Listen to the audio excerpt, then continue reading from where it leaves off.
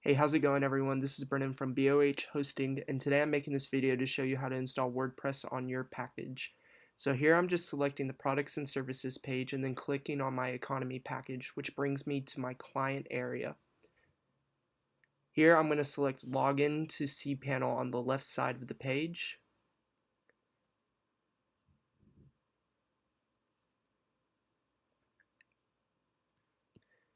Once cpanel has loaded, what you're going to do is scroll down to the very bottom and you'll notice a few options of how to do this.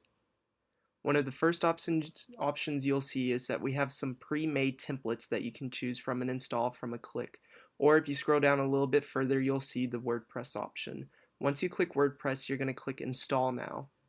You're going to click Install Now, and once this page has loaded, it's going to bring you to the page where you need to fill out all the required information. If you're wanting WordPress to be installed on the main index of your website, you're going to leave the directory blank.